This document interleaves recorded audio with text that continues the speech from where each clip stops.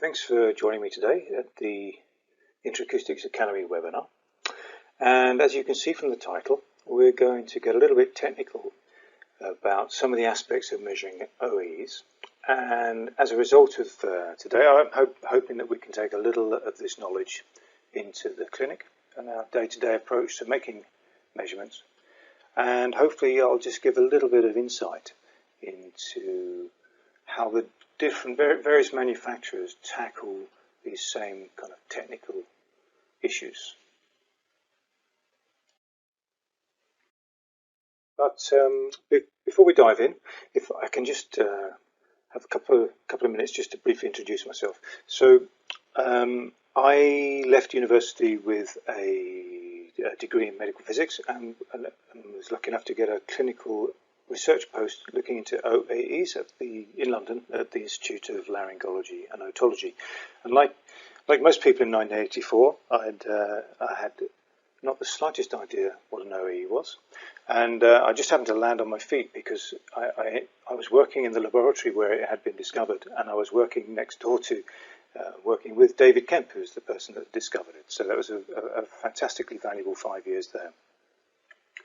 And after that, I then moved into industry where I spent 25 years working on the R&D side of OE equipment design, so both in TEs and DPs. And then 5 years ago, I moved to Denmark as an employee of the Demont group of companies, and on the diagnostic side, working closely with Interacoustics on their OEs and their screening ABR product lines. So, on to today's topics. So we've got what we've hopefully identified as 3 learning outcomes today, and these have come from discussions with our users in terms of the kind of questions that come up frequently. And so the first one I want to look at is weighted averaging. It's a very common topic, and I'm going to present a study that we did to kind of get to the bottom of whether there are benefits and in what way those benefits might occur. And that will equally apply to TEs and DPs. Then I'm going to move on to the statistics around the issue of trying to determine whether a DP is actually a DP or not. So the way that everybody measures DPs is pretty similar, but the way that we identify with the presence of a DP, it varies from person to person, or from manufacturer to manufacturer rather. And we use a statistical method, which I'd like to introduce, and then describe some of the advantages maybe around that.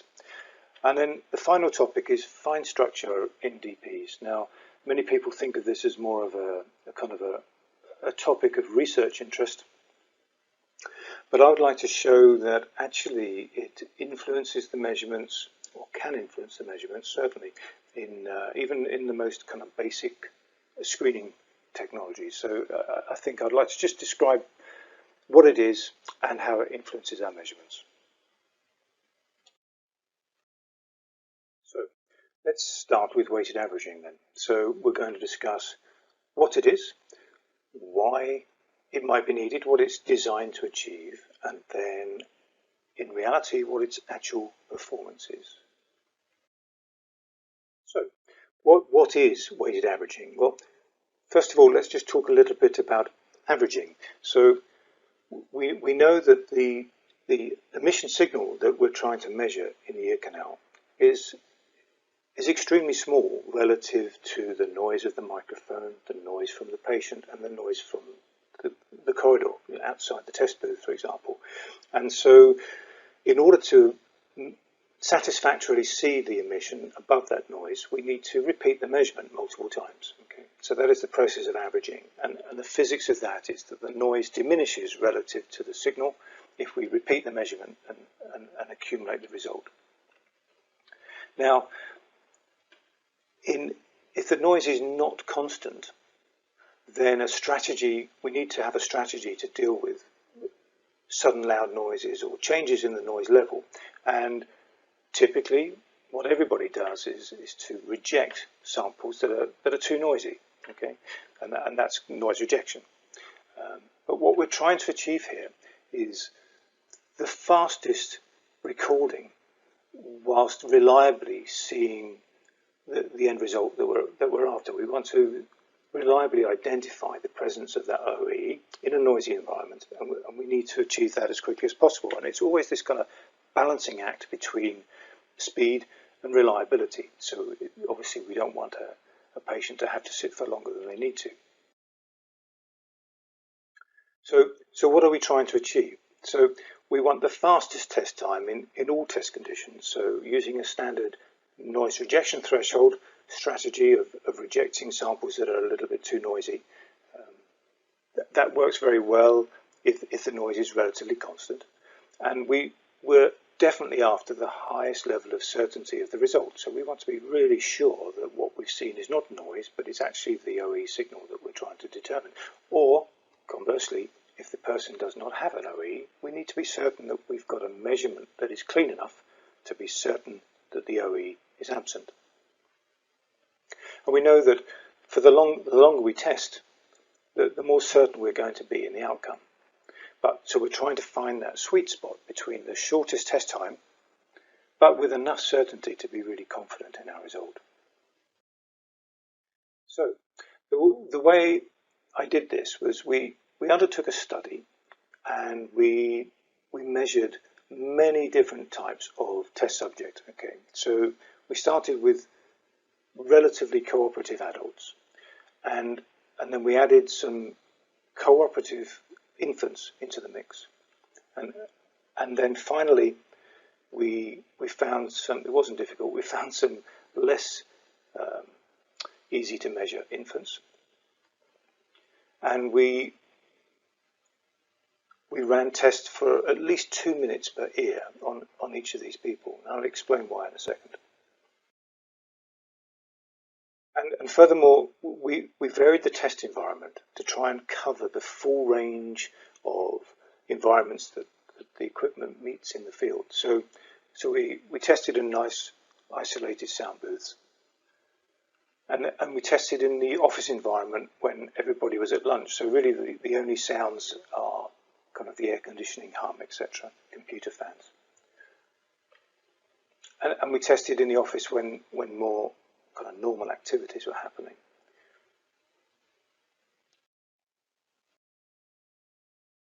But I guess the most important part of the study actually was that we didn't make a recording and stop as soon as we saw the result. We actually recorded for, as I say, at least 2 minutes per ear, and every single byte of data was saved to a hard disk. So we didn't reject anything at all. We literally just streamed the data and stored it all on a server. And so we have now hours and hours of recordings. And the great thing about that is that we can then experiment with which strategy is the most effective at obtaining a reliable result in the fastest possible time.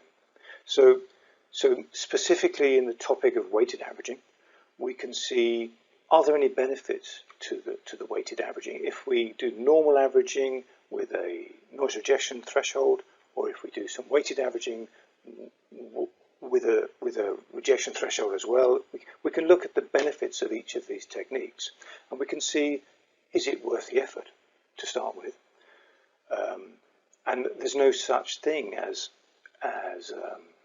weighted averaging. There are many different. It comes in many different flavors, so we can determine which kind of weighted algorithm performs the best, and we can see whether the benefits, if they exist, are uniform across frequency, or whether we can fine-tune the algorithm to perform better at certain frequencies. So, if I can just briefly introduce an example from the data set. So this is it's a frequency histogram, but let me just explain. The horizontal axis here is the noise level.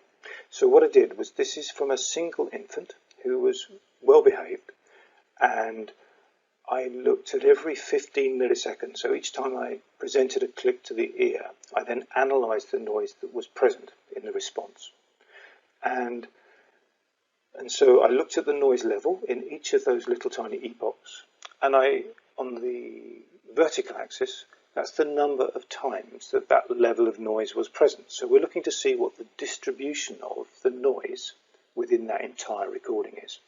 And you can see that at the quietest epochs, the quietest moments in that recording, the sound level measured in the ear canal was around 26 decibels.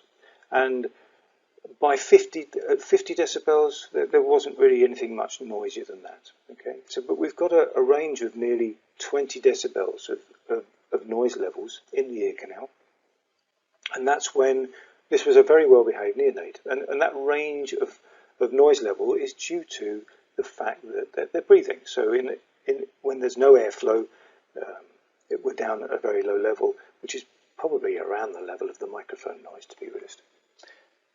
And if I can just put on that same graph, that's the level of the OAE that was actually present.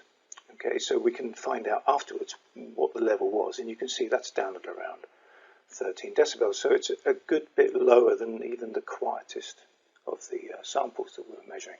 Now, normally what happens is with standard noise rejection, we would put a rejection level of, let's say, 40 decibels, and we would accept all of the data that's less than that, and we'd reject everything that's above the noise rejection threshold. That's fine, and this measurement would have worked perfectly well with that kind of strategy.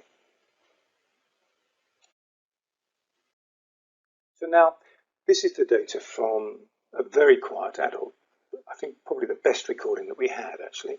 And again, you can see that at the quietest moments, in fact, the noise level was pretty similar to the infant. And that's, again, because the noise is probably at that point dominated by the noise floor of the microphone. But you can see that their loudest sounds in the ear canal were approximately 10 decibels less than in the quiet infant. And so most of the data is clustered around a very reasonable kind of 30 decibel noise level. And the reason they're quieter than the infant, it's probably due to the fact that the pipe work around our breathing system is larger when we're an adult, and so there's less turbulence, and so there's less noise introduced into the ear canal from the breathing activity. But again, so with a patient like this, if we apply a standard noise rejection criteria of 40 decibels, for example, we'll be accepting in excess of 99% of the data. And in fact, the very small number of samples that are above the noise rejection threshold, this patient, quite honestly, we could have not used noise rejection. We would have still obtained a result very, very quickly. Now, this patient is one of the neonates that was noisy, obviously, and you can see that even when they were quiet, they were still down at kind of 30, 32 decibels of noise.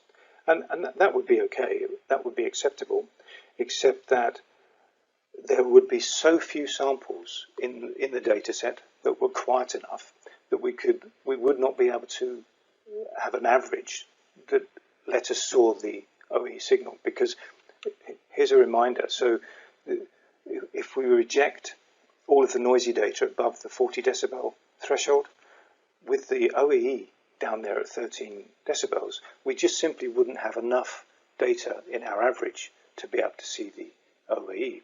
And in fact, realistically, you would need the probe in the ear canal of that child for probably an hour in order to successfully make an OEE measurement.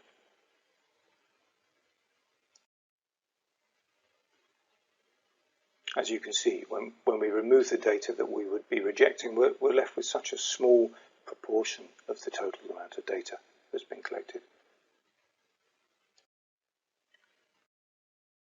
So here's a little reminder of why weighted averaging might help in that situation where we have a very highly varying level of noise during the measurement. So we know that OEEs, as we've shown in those previous slides, is small compared to the noise, even in the best conditions, actually. And so we must collect enough data in order to overcome this level of noise through the averaging. And we know from physics that if the noise is at a constant level, for every time that we double the length of time of the test, we gain a 3 decibel improvement in the signal to noise ratio. And so mathematically, it's fairly simple to show that with a noise level in the measurement of 40 decibels and an OE at 19, we're going to need about 500 repetitions of the click in the ear in order to be able to successfully identify the OE above the noise. And so weighted averaging is a method to help us when the noise is non-stationary, when it varies throughout the test. And we're going to look now at how that works. So now this is a time waveform of an OE measurement from one of those data that I've collected into this large data set. And actually, it doesn't look it because I've made it very small in this slide, but that actually is an OE, a very large OE from a child. And I've scaled it down very small for reasons that will become apparent, okay? So the noise that was present in the best of the samples that I collected, okay? And you can see it's 3-4 times bigger than the OE, the very largest of OEs that I found in my data set. Now, for any single click, any single measurement, we can't separate out the presence of the OE and the noise. Obviously, that's what the process of averaging is doing for us. So, in reality, when we make a measurement, that is what we see. We see the combination of the OE signal and the noise. Okay.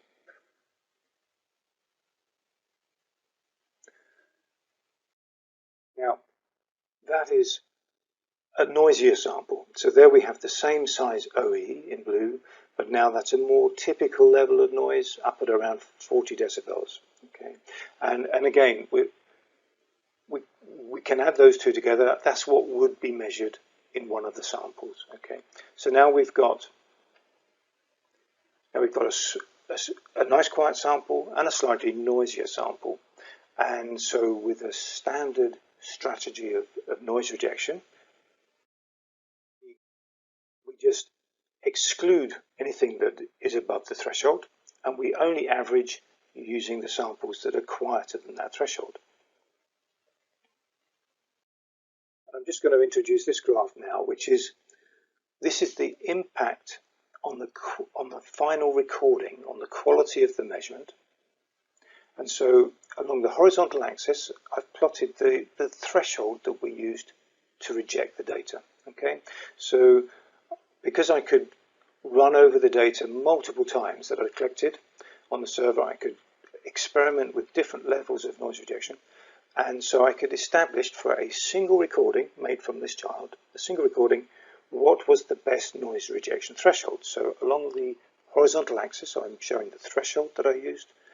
And along the vertical axis, kind of think of that as a quality measure in the final result. And it's actually inverted. So the lower the red graph is, the higher the quality of the final recording. And you can see that there's kind of an optimum level for the noise rejection threshold, in this case around 35 decibels. Okay. Now, the problem is we don't record for 2 minutes and then find out what was the best threshold we could have used. We have to make that assessment before we start the test, because we're trying to get the test over with as quickly as possible, because then we take less of the patient's time. And it turns out that the graph that you're seeing there is different for every single recording, because it's determined by the noise that was present in the measurement. Was the child breathing lots? Were they fussing around? Were people talking down the corridor? And so each specific measurement will give a different optimum level for the noise rejection threshold. And so typically what everybody does is they set it at 40 or 45, where it's a kind of a compromise situation. Most times that'll work fairly well, but it's maybe not optimum, but it's a way of proceeding with the test. So when the noise rejection threshold is too small, is too low, there are not enough samples being allowed into the average. Okay, so we're only accepting the cream of the cream, as it were, and so we don't end up with enough samples in the average to overcome the basic physical principles of averaging. And if we move the rejection threshold much higher so that we allow more samples in, we obviously allow more noise in, so it takes more time to overcome the difference between the signal and the noise. And as I said, each test has an optimum level. So let's introduce the idea of weighted averaging and how that works. So going back to these same two samples where we've got a very quiet sample and a more noisy sample, what weighted averaging does is it says, I don't really like accepting the noisy samples. So ultimately I'm going to pretend there's less of them in the average. And the way I do that is by scaling it down to make it smaller. So we reduce the size of it. We still accept it, but we reduce the size of it so it reduces the influence in the final average. And conversely, because what we really wanted was more quiet samples, we wish that child had been quieter. So every time we get a quiet sample, we're going to scale it up as if we're pretending to add more of them into the final result. And so then we combine all of the responses together and apply a kind of scaling correction factor, and that allows us to get to the final result, hopefully a bit faster. But in fact, going through the data set, through all of our saved results, we were able to establish just how much faster it was. And obviously we can use different metrics to decide when we achieved the result we were after. So whether that was a 60 dB signal to noise ratio overall, or how quickly we achieved a 2-band pass, etc. And it kind of didn't matter which metric we used. We observed that we were able to achieve the final result in around half the time in the patients that were not the very best of patients in terms of noise, so patients where there was some noise influencing the measurement. But there's a second significant advantage, which is that instead of now having on the same graph, I can plot the impact of the noise rejection threshold if we were using weighted averaging. And you can see there that it kind of doesn't matter now what level we set the noise rejection threshold to, because of the weighting process, anything that's contains a lot of noise is now getting scaled down so that it has almost zero impact on the final result. And so it doesn't matter how wide we open the gate in terms of allowing in the noisy data, within reason.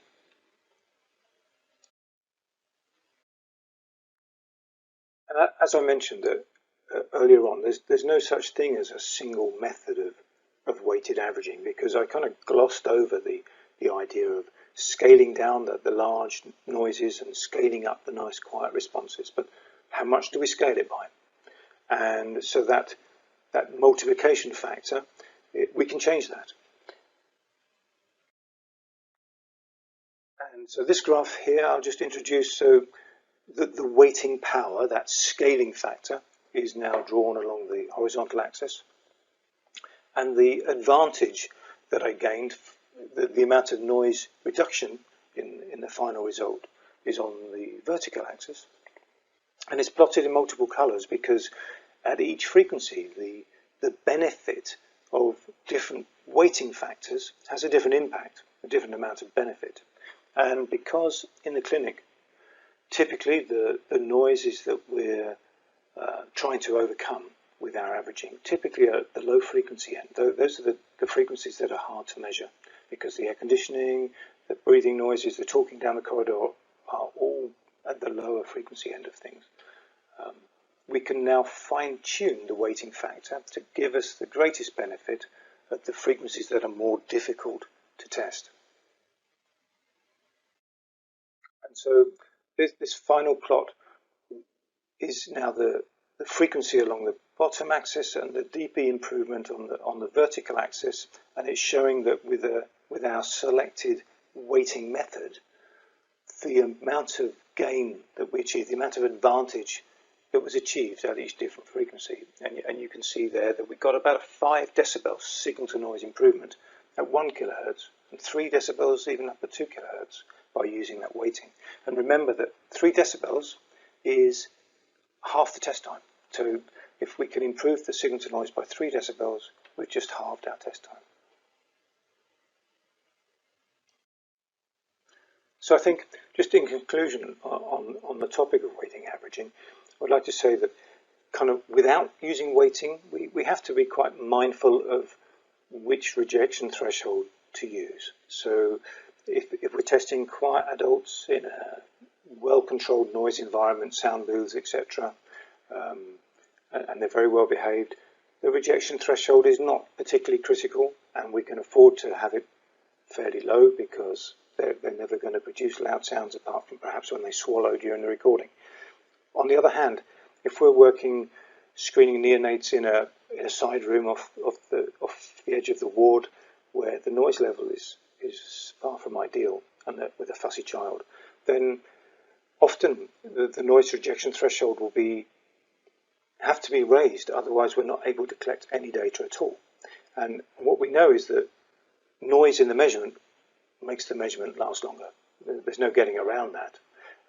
But weighted averaging certainly confers some significant benefits for the low frequencies, and I could not find a negative impact of it. In all the data I collected, there was no occasions when weighted averaging made things worse, and certainly when the noise was non-stationary and varied throughout the test, there were some significant advantages.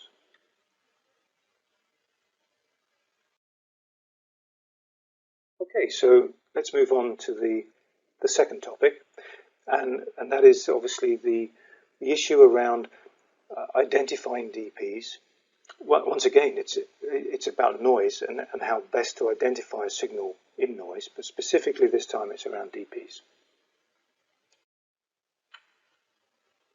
Now, we're all used to seeing a graph, something like this, where you're looking across the frequencies and showing on the vertical axis the level of the DP, and probably some kind of shaded area beneath that for what the noise level was in the measurement.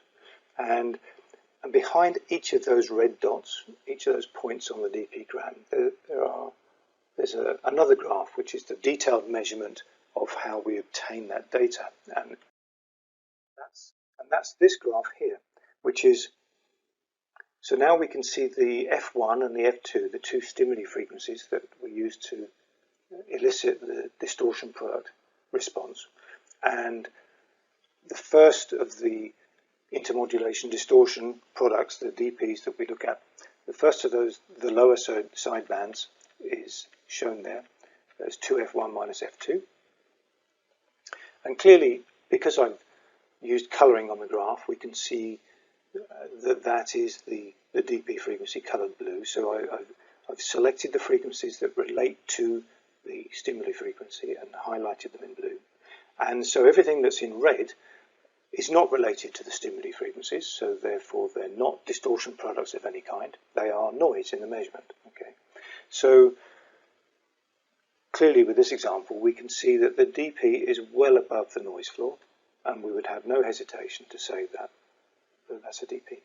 But obviously there are many circumstances where the DP is not 30 decibels above the noise floor, and so we need some method to verify that that signal is actually not just noise at the frequency of the DP, but actually genuinely an OAE.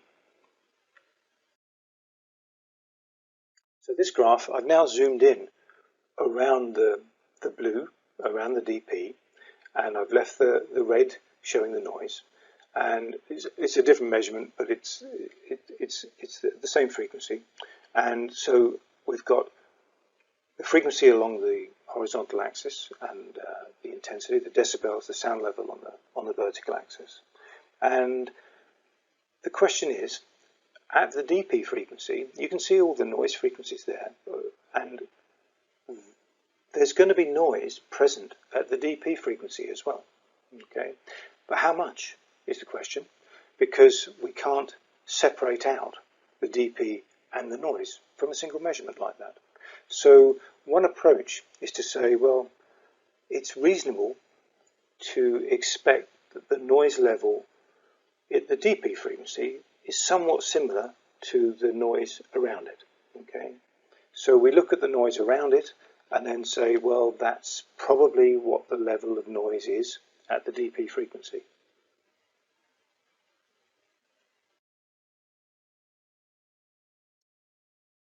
So now I've zoomed out just a little bit further because I want to include a few more of the noise points. So once again, we've got the frequency at the bottom and the intensity on the vertical axis, and the dP in blue once again.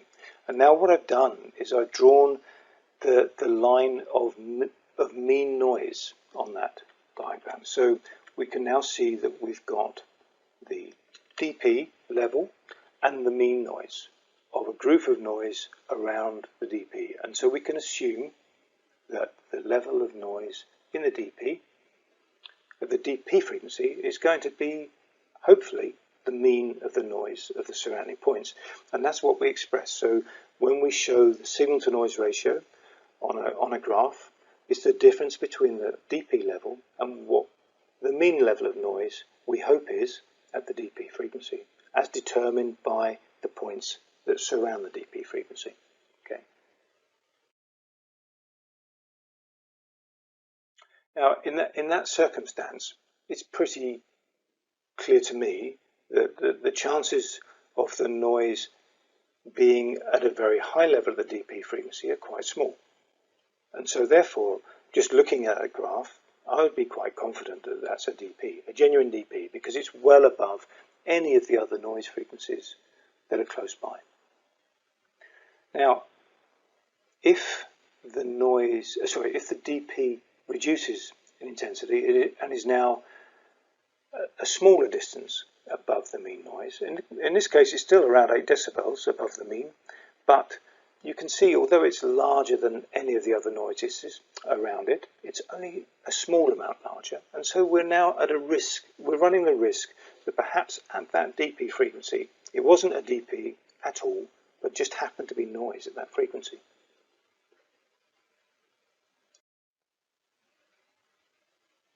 Now, imagine the measurement actually looked like that. So now we've got the same mean level of noise, but because the distribution, because the shape of the noise is different, now the dP looks as if it is significantly above the noise again. So once again, I've kind of gained I'd feel a bit more confident about that. I'd kind of think that yes, that is clearly a dP above the noise, and so I would be more confident. Now, the reality is, it's the same mean level of noise and the same dP level. So why is it that looking at that graph makes me feel more confident than before? And that's because actually there's more information in that graph than just the mean. And that's because at each of those noise frequencies, there's a level of noise which we can analyze in more detail. So now we can plot the distribution of the noise levels around the dP and look at the statistics of that. And it turns out that actually it approximates to a normal or a Gaussian distribution, and that's very convenient because the normal distribution, we actually understand the statistics of it very well. So now we can see the distribution of the noise, and we can attach probabilities to it, which tell us how certain we are that the signal is outside of the most likely levels of the noise. So the greater the dP is along that distribution, the greater the reliability, the greater the certainty that the dP is actually a dP and not just a coincidence noise.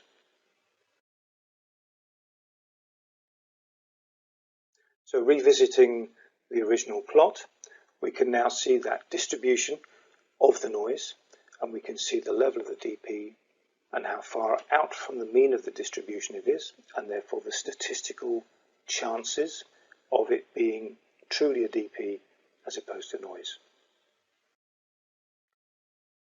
And you'll see that shown on graphs of dPs. And so in this graph, the ticks that are shown green above each of the dP points indicate the level of reliability in the measurement. And that's determined both by the the signal to noise ratio, how big the DP is relative to that mean noise, but also the nature of the distribution of the noise around each of those DP frequencies. And so there's an example where the signal to noise ratio is greater than 6 decibels, so theoretically we kind of would have liked to have seen a tick against that. But because the noise spectrum is quite ragged and has a broad range of values, there's a risk that the DP actually was just a noise that happened to fall at that DP frequency. So we're not considering that point to have sufficient reliability, sufficient confidence to mark it as a valid DP point. So I think just to summarize this particular topic on the statistics, it's important when you're analysing the results, reviewing the results from a DP, just to be aware of the technique that has been used in that particular piece of equipment, in how they're determining the presence or absence of a DP. So there are many different ways to do it, and in order to increase the certainty, you can have a greater signal to noise ratio, or you can use a statistical method to look at the spread of the noise values. And for clinicians, one way to just verify the way that's done is to pop a probe in a suitable cavity, run a test, and just see what the results of that are. And if you see points that are appearing above the noise from a cavity, then that's purely because the statistics of the presence of a DP and the presence of a noise at that DP frequency impact upon whether you're going to see that DP or not. And so therefore, having some reliability measure or increasing the required signal to noise would then eliminate those points from appearing as valid points. And so you could be certain then that the equipment is only identifying distortion products that genuinely emanate from within the cochlea. And all manufacturers do this, and they do it in different ways, but it's just a good cross-check that a clinician can perform. So, on to the final of the three topics, which is about microstructure. And I've kind of rephrased the topic slightly on this slide because it actually relates to how many points should we test when we're doing a DP-gram. So, what are we trying to achieve? Well, we want to get a picture of what is going on in the cochlea at different frequencies. And so the question of how many points to test in order to get an accurate representation of the cochlear activity. And so we want to see enough of the audiometric detail. And obviously if we refer to what happens in standard pure tone audiometry, we're generally content to see things a kind of a half octave interval. We don't expect pathology to influence the cochlea in a narrower bandwidth than that typically. So a half octave is a kind of a good, sensible compromise because we don't want the test to take too long. We don't want to miss anything of significance. But in order to decide whether that's appropriate with DP measurements, let's just have a little look at the physics of what is going on inside the cochlea when we measure a DP. So a standard frequency map of the cochlea with the basal end at the high frequencies and the apex heading to low frequencies. And I'm going to unwrap the spiral into a triangle. And then this is kind of an overly diagrammatic representation of what happens when we perform a DP measurement. So there we have the base and the apex. And we're going to use a loudspeaker and a microphone, and we're going to send in some sine waves. So for argument's sake, let's perform a DP measurement where we're trying to see what is happening in the cochlea at the 2 kHz point.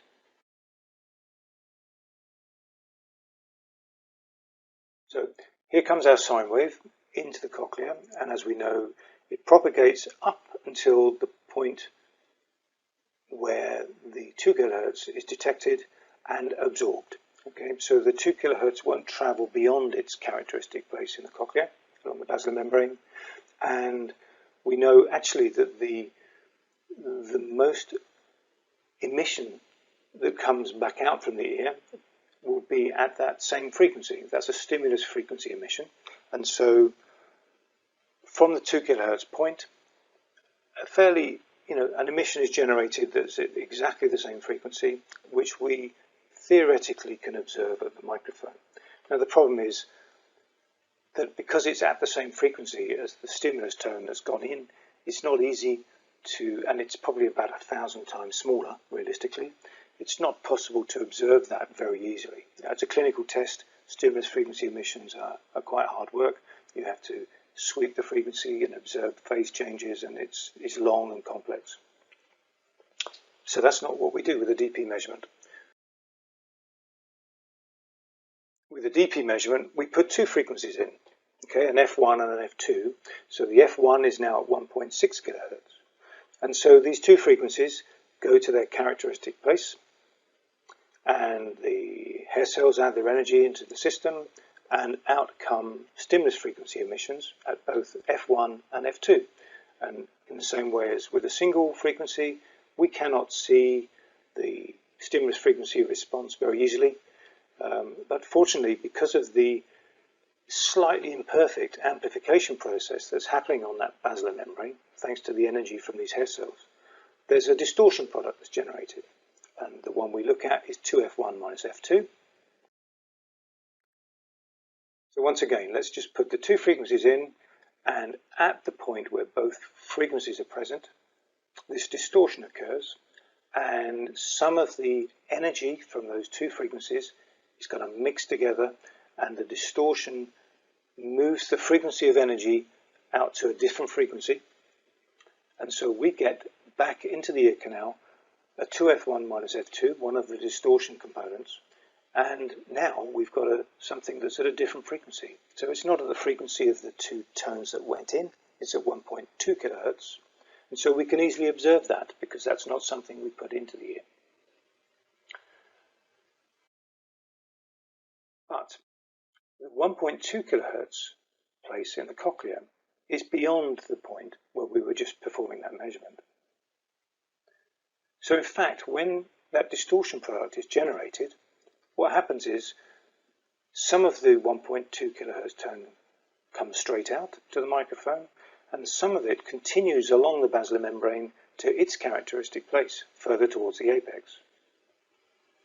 At which point, a stimulus frequency emission is generated, because now we have a 1.2 kilohertz tone that's been amplified by this mechanism on the basilar membrane, and some of that energy then comes back out as an additional piece of 1.2 kilohertz tone. And so those 2 tones, the one that's come directly from the site of generation and the one that's come from the more apical site, are both now present in the ear canal, being detected by the microphone. And that's great, because now we've got extra signal that's added in. So the signal we observe is bigger. Except that sometimes, because of the distance between the site of generation and that site of reflection, because it varies, sometimes the waveform is out of phase. And so it actually cancels. So the 2 different waveforms, rather than adding together, they now cancel. And so the microphone in the ear canal is observing a smaller DP than before. Now, in many ways, that's a bit disappointing, because what we really wanted was an indicator, a measure of what the amount of distortion at the 2 kilohertz place was. After all, we were trying to measure what the cochlear activity was at 2 kilohertz on the basilar membrane. We're not so interested in what's happening at 1.2 kilohertz. So the 2 measurements have kind of become slightly confused.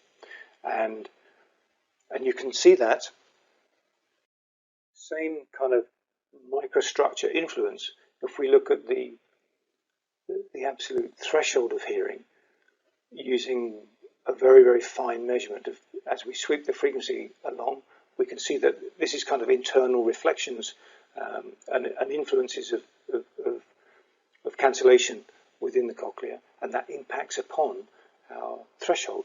So we have a microstructure in the threshold too. So let's have a look at what the impact is on the DP measurements of these fine structures.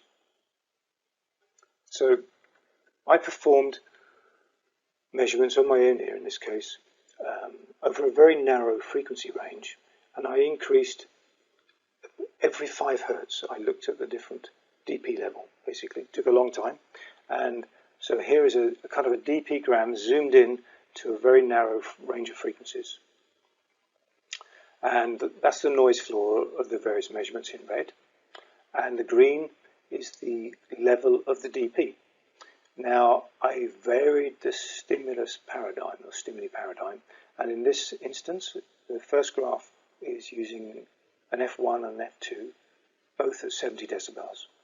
And it's not a perfectly straight line, but you can see there's a small structure, but it's kind of 1 decibel, 2 decibels up and down at the most. The measurement a second time using a lower stimuli paradigm, and you can begin to see perhaps a little bit more variation in the level of the DP. And then I did it at an even lower stimuli paradigm. So now I've got an F1 and an F2 of 55 and 45, and you can see that there is a variation in the DP level that is at least 15 decibels between the maximum and the minimum. And that difference in DP level occurs over a frequency range of perhaps 70 hertz.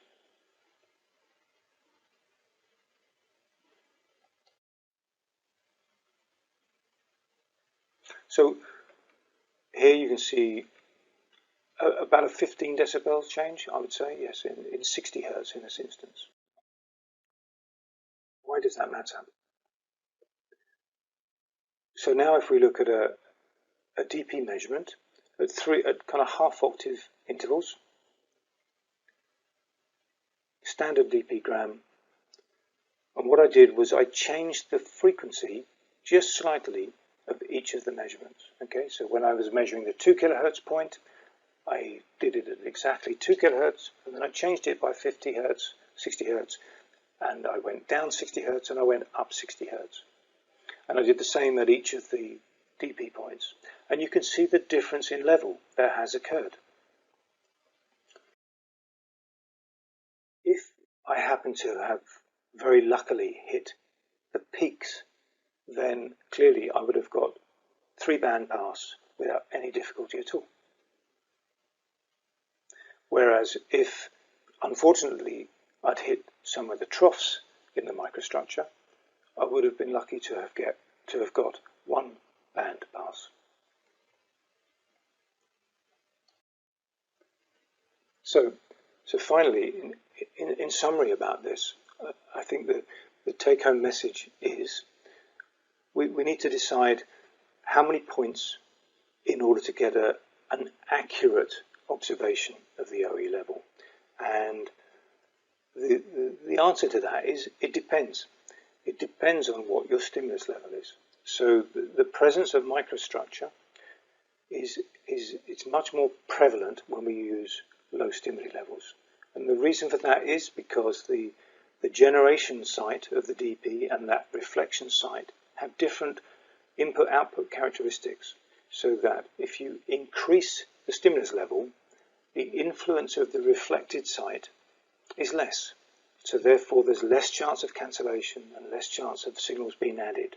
So we get a much smoother picture of the DP level. Whereas if we use a very low stimulus level, the influence of that reflected site is greater, and so we get a much higher degree of microstructure. Now that's fine, except that we need to be aware of that. And so if we want to obtain a reasonably accurate picture of what is happening in the cochlea to stimuli at that level, then we need to collect more data. So we need to collect more points. So half octave is not enough detail because we could be getting a misrepresentation of the energy that's actually generated at each of those dP frequencies.